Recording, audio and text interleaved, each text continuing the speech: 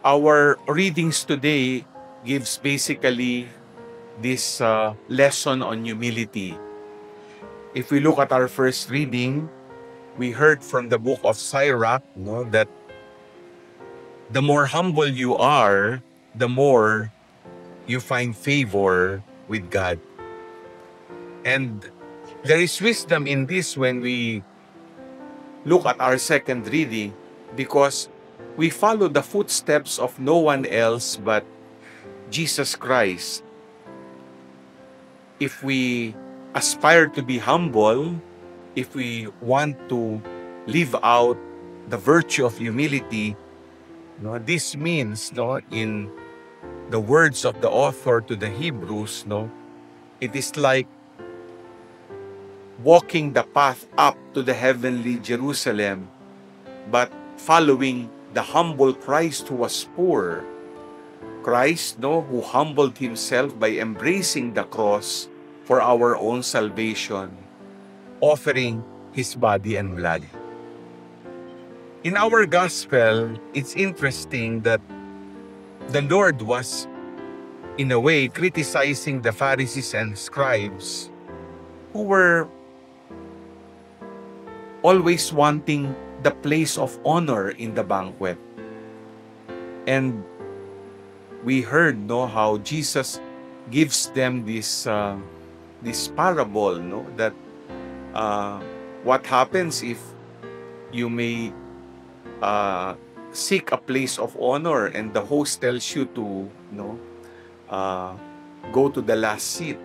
Better to be at the last seat, so that when the time comes, that the host recognizes you, he or she will invite you to the front seat.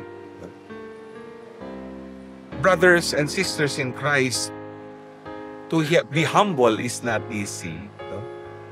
If we look at how Christ lived humility, and today, as we celebrate this Mass on August 31, it's also the birthday of the late Jaime Cardinal Sin. He would always use that image of a donkey which Jesus rode entering Jerusalem.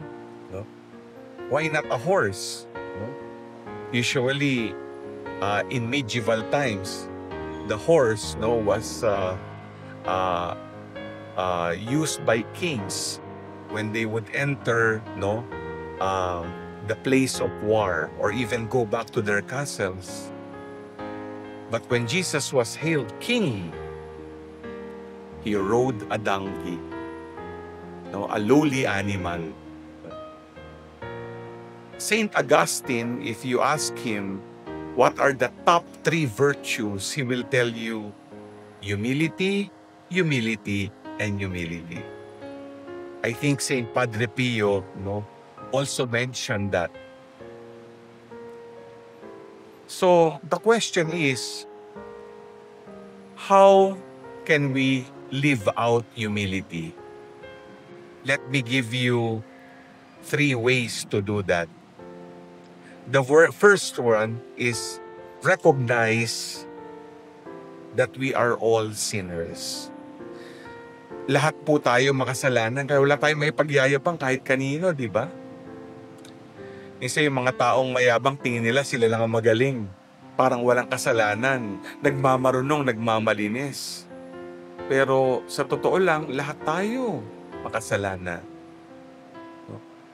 Pag maliwanag po yan, magpapakumbaba tayo. Dahil tayo naman talaga ay dapat magpakababang loob. Dahil sa harap ng Diyos, hubad tayo, alam niya kung sino tayo.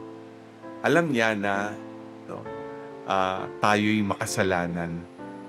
At tayo ay, sabi nga, nagkakaroon lang ng pagliligtas dala ng kanyang habag. It's because of the mercy of God. The second one, which flows from recognition of our sinfulness, is repenting of our sins. We have to repent of our sins. Magsisi po tayo sa kasalanan. And I'm sure you will understand what this means once you repent of your sins, the root, no, to our own Christian restoration is what? Going to confession. Isn't going to confession an act of humility? Iba nga sa atin kaya ayaw magpakumpisal o magkumpisal, kasi nahihiya tayong sabihin yung ating mga kasalanan dun lang. No? Maliwanag. Kaya nga, pag tayo ay pumasok sa sakramento ng pakikipagkasundo, it is already an act of humility because we humble ourselves before God and we tell the Lord, Lord, I have sinned against you. These are my sins. Please forgive me.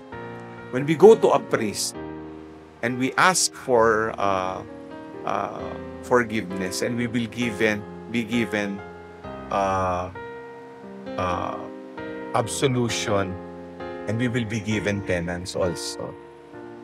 And finally, the third one is reach out to the poor.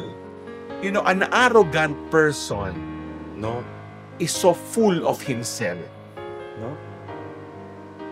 Ma-pride na tao. Ang iniisip niya lang yung sarili niya, di ba? Kaya di ba turn off tayo doon sa mga dominanting mga tao? Tingin natin sila lang ang nasa taas palagi. But you see, the antidote, as they say, to selfishness is moving out of ourselves, and that is becoming selfless. And that is actually the message of our gospel. The Lord tells us, if it's better to invite whom? The poor, the lame, di ba? Those who are sick, those who are blind, those who have nothing, because they cannot even repay you. So once we do that, and we go out of ourselves with altruism, then what happens? Our charity, is actually flowing from our own, wanting to be humble. Saint Augustine also said one time, God humbled himself already, but why is it man is still proud? Mahirap pong magpakababa. Lahat po tayo may kayabangan, but it is always a challenge, to live the virtue of humility. We can do that when we recognize our sinfulness, when we repent of our sins, when we reach out to the poor in our midst. Amen.